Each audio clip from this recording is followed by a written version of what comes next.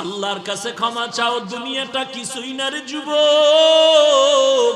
ওই কবরে যাওয়ার পরে গুনাহগারের কবরের দুই পার্শ্বের মাটির চাপ, পাজরের হাড় চুরমার হয়ে যাবে। একটা নয়, দুটো নয়, 70 থেকে 99টা সাপের কামড়। কবরের ভিতরে জাহান্নামের আগুন। এরে বান্দা, এখনো কি আল্লাহর রাস্তায় ফিরে আসবি না? আল্লাহ দেখায় দেয় দুনিয়ার বিল্ডিং এর আগুনে কত যুবকের লাশ, আর চিৎকারের আওয়াজ, বাঁচাও বাঁচাও।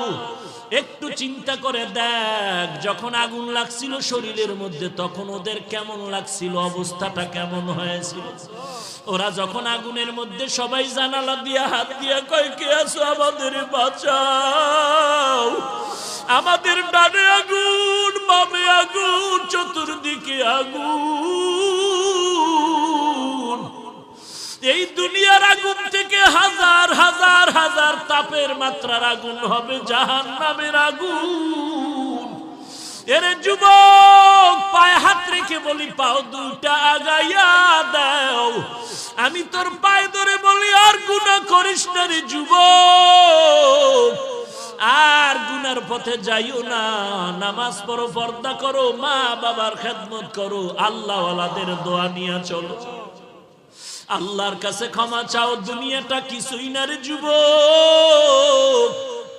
পায়ে হাত রেখে বলি, এই যে বন্যা হয়ে গেল কয়েকদিন আগে, কত মানুষ বন্যায় মরে গেল। ঢাকার শহরে গাড়ির উপরে গাছ পড়লো, গাছে আঘাতে গাড়ির মধ্যে মানুষ মরে গেল। এরে বান্দা, এখান থেকে ঘরে যাওয়ার কোনো গ্যারান্টি নাই। আবার রাত্রেবেলা ঘুমাবি, ভোরবেলা উঠার কোনো গ্যারান্টি নাই। পায়ে হাত রেখে বলি, রে বাবা, তোর মতো যুবক স্কুলে পড়ে নামাজ ছাড়ে না, তুমি কেন পারবা না? তোমার মতো যুবক চাকরি করে নামাজ ছাড়ে না, তুমি কেন পারবা না? কিসের বাহাদুরি করো? কিছুই না।